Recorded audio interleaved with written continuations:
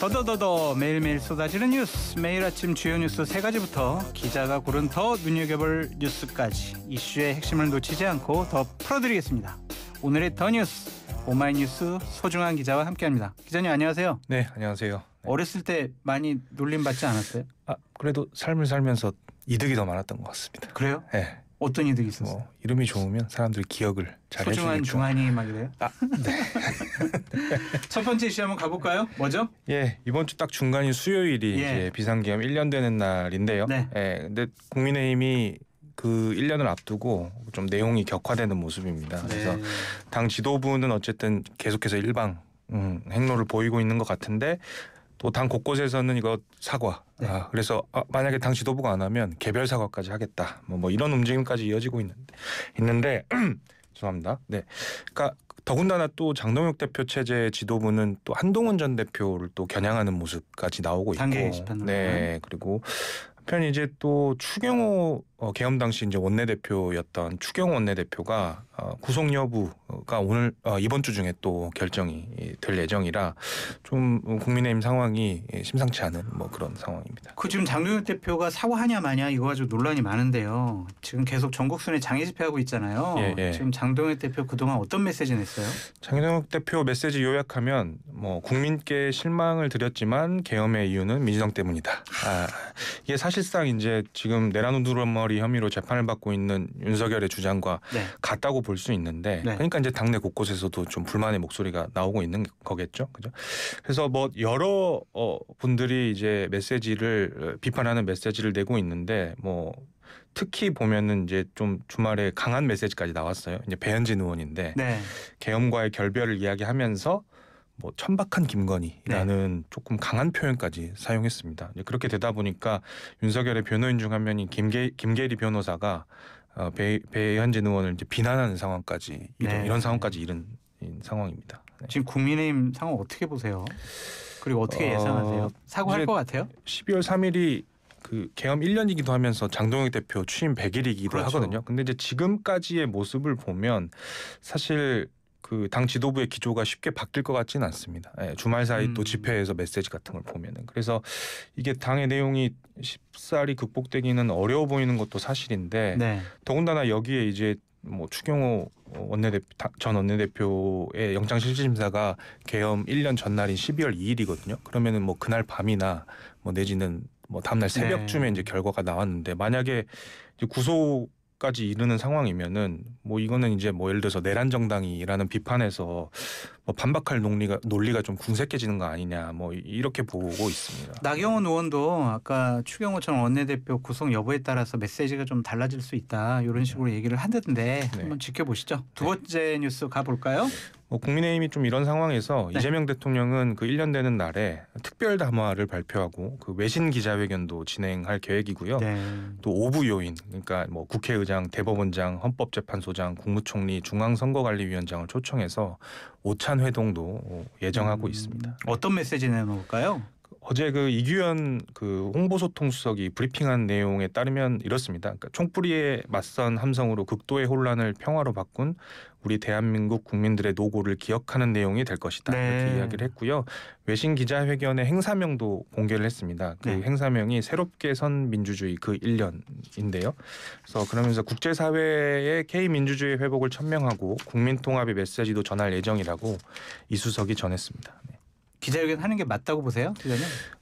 우선 이 비상계엄이라고 하는 이 상황이 그 대한민국 대한민국 현대사에 아마 주요하게 기록될 역사가 될 것 같긴 해요. 역사적인 사건이죠. 그리고 이제 그걸로 인해서 이제 대선이 또 치러졌고 그걸로 인해서 당선된 대통령이기 때문에 1년 을 맞아서 메시지를 내는 것은 뭐 자연스러운 모습이라고 생각하고, 이제 다만 이제 여전히 지금 혼란을 겪고 있잖아요. 그래서 그 메시지의 내용이 사실 이제 중요한 건데 부디 조금 지금 혼란을 겪고 있는 시국을 통합하기 위한 메시지가 나왔으면 하는 바람입니다. 국회에서도 여러 가지 행사가 좀 진행될 예정이더라고요.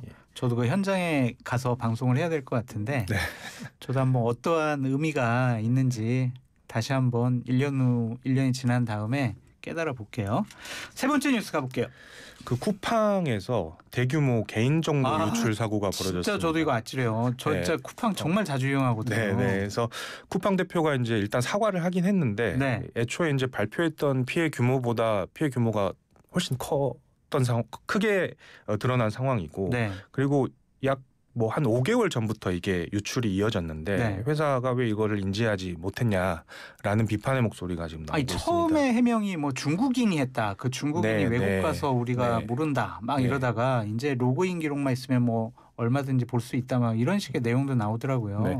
지금 사실 그 유출의 원인이나 유출의 진상이 참 명확히 드러난 건 없습니다. 그래서 아마 이제 쿠팡 을 통한 이제 메시지가 이제 언론이나 이런 통해서 이제 좀 보도가 된 게 이제 뭐 중국인 이야기도 나오고 있는데 아니 이게 시스템의 문제지 중국인 그렇죠. 직원 문제로 이렇게 몰고 가려고 했던 쿠팡의 처음 대응이 잘못된 거 아니냐라는 좀 생각이 드는데 유출 규모가 어느 정도 돼요? 그러니까 처음에 이제 2주 전쯤에 네. 이제 4,500개 계정의 개인 정보가 유출됐다고 발표를 했는데 실제 이제 그 이후에 이제 조사를 해보니까 3,370만 건이었습니다. 그러니까 당초 발표보다 7,500배 정도 더 많았던 건데 일단은 이제 쿠팡이 결제 정보나 신용카드 번호는 유출되지 않았다고 밝히긴 했는데 뭐 여타 이제 최근에 유출 사고가 많았잖아요. 근데 이제 초기에 발표한 것과 나중에 이제 드러난 게 좀 달랐던 경우들이 좀 있거든요. 그래서 이 유출이 어떤 것이 됐는지도 지켜봐야 될 것 같습니다.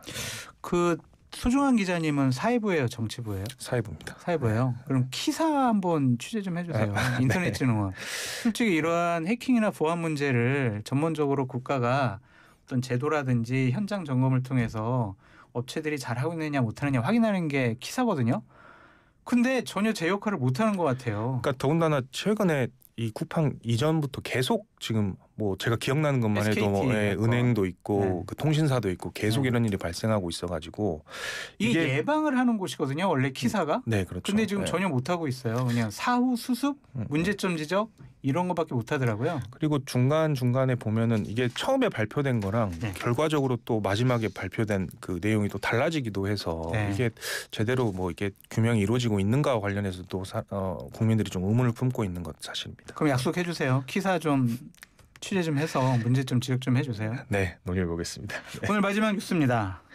기자님께서 고르신 더 눈여겨볼 뉴스 뭡니까? 제가 지난주 있었던 재판 하나를 좀 소개하려고 하는데요. 재판이요? 네, 그 윤석열 정권 시절 집회에 참석해서 이제 무대에 올라서 이제 그 대통령 부부를 비판했던 교사가 있었는데요. 1심에서 유죄를 받긴 했었거든요. 근데 2심에서 이게 뒤집혀가지고 무죄 선고를 받았습니다. 그러니까 1심에서는 교사 행동이 이제 정치적 중립을 위반했다고 봤는데 2심 재판부는 이 공무원 그리고 교원의 그 정치적 목적이라고 하는 개념을 엄격하게 해석해야 된다고 강조를 했고요. 그래서 이 정치적 목적이라고 하는 거를 지나치게 넓게 해석하면은 정치적 자유가 심하게 제한될 수 있다라고 하면서 그 공직 수행에 연관이 없거나 영향력을 미치지 않는 개인으로서의 정치적 자유는 가급적 보장돼야 한다라고 재판부가 밝혔습니다. 저도 이제 공무원 생활을 뭐 국회에서 한 20년 했었는데 이러한 부분이 상당히 어떻게 선을 지켜야 되는지 그 현실적으로 공무원분들이 많이 헷갈려하시고 어려워하시더라고요. 이 판결의 의미가 뭐라고 보세요? 특히 이제 이분 또 교사였잖아요. 그래서 교사 관련된 그 정치적 중립 내지는 정치적 목적과 관련된 그 이슈가 지금 계속 이어지고 있는 게 사실이거든요. 그래서 지난 주말에 광화문에서 집회도 열렸습니다. 이제 이게 집회 제목이 교사도 시민이다라는 집회고 교원의 정치적 기본권을 보장하라라는 집회였고요. 이게 사실 그 교사의 정치적 기본권 보장은 뭐 긴 시간 곳곳에서 요구가 있어 왔고 국가인권위원회에서도 국가공무원법을 개정하라고 여러 차례 이제 공고한 바도 있습니다. 그리고 지금 국회에도 관련 법안이 발의돼 있고 서울시 교육감 정근식 서울시 교육감도 최근 연이어서 관련 메시지를 내고 있는 상황입니다. 이번 판결 또한 이제 이 해당 사안에 있어서 좀 중요한 시사점이 되지 않을까. 근데 교사들의 정치적인 기본권을 너무 강조하다 보면 학교에서 학생들 가르치잖아요. 가르칠 때 본인의 정치적인 편향성이 학생들에게 주입될 수 있잖아요. 그럼 이런 문제점들은 어떻게 해결할 수가 있는가?